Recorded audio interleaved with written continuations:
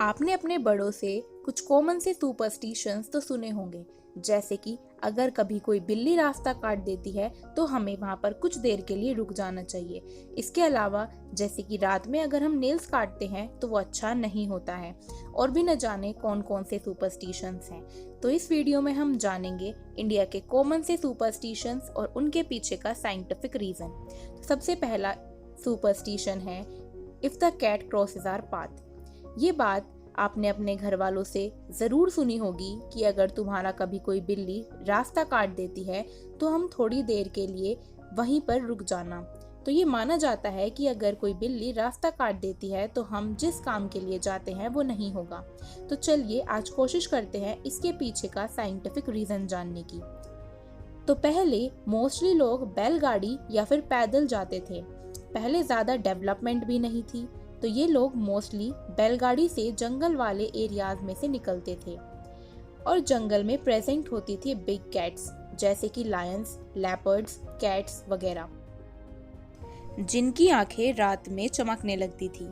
रात में बैलगाड़ी की आवाज़ सुनकर ये एनिमल्स अचानक से डर जाते थे, और जब ये एनिमल्स डर जाते हैं तो वो इधर उधर डायरेक्शंस में भागने लगते हैं।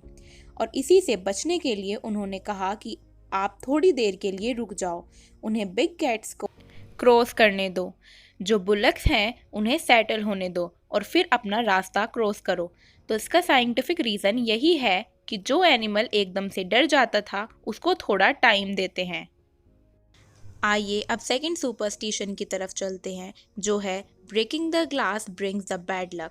ये सुपरस्टिशन आपने मेनली मूवीज़ या टीवी सीरियल्स में देखा होगा कि जब भी कोई कांच टूटता है तो वो बैड लक होता है। कांच का टूटना मतलब कोई बैड न्यूज़ आना। लेकिन इसका साइंटिफिक रीज़न ये है कि पुराने समय में मिरर्स काफ़ी ज़्यादा एक्सपेंसिव और लो क्वालिटी के होते थे। तो मिरर्स को टूटने के लिए रोमन्स ने ये ह्यूमर बना दी थी कि अगर कोई शीशा टूटता है तो वो बैड लक और बैड न्यूज़ लेकर आता है। लेकिन सच में ये चीज़ें एग्जिस्ट नहीं करती हैं। एक और बहुत कॉमन सुपरस्टिशन है कि अगर आपको छींक आती है और आप किसी काम के लिए बाहर जा रहे होते हैं तो आपको बोला जाता है कि रुक जाओ, थोड़ी देर बाद चले जाना। तो चलिए इसके पीछे की साइंस जानते हैं। आइए सबसे पहले जानते हैं कि हमें छींक आती क्यों है। तो जो हमारा नेजल ट्रैक्ट है, अगर उसमें किसी तरीके का कोई इरिटेशन होता है, इरिटेशन डस्ट से हो या किसी भी फॉरेन पार्टिकल से हो, तो छींक आती है, जो कि एक डिफेंस मैकेनिज्म होता है बॉडी का। बॉडी चाहती है कि वो फॉरेन पार्टिकल जो नेजल ट्रैक्ट के अंदर आया है वो जल्दी से बाहर चला जाए, जिसकी वजह से छींक आती है। अब स्नीजिंग के थ्रू वो फॉरेन पार्टिकल ड्रॉपलेट्स की फॉर्म में बाहर आते हैं। ड्रॉपलेट्स हमारे आसपास फैल जाते हैं। तो अगर आप उन्हीं ड्रॉपलेट से आगे चलकर गए, मतलब कि आपने सेम ड्रॉपलेट्स को दोबारा से इनहेल कर लिया। इसलिए कहते हैं कि अगर एक छींक आती है तो थोड़ी देर के लिए रुक जाना चाहिए और सबसे पहले उन ड्रॉप्स को कुछ टाइम के लिए सेटल डाउन देने होना चाहिए।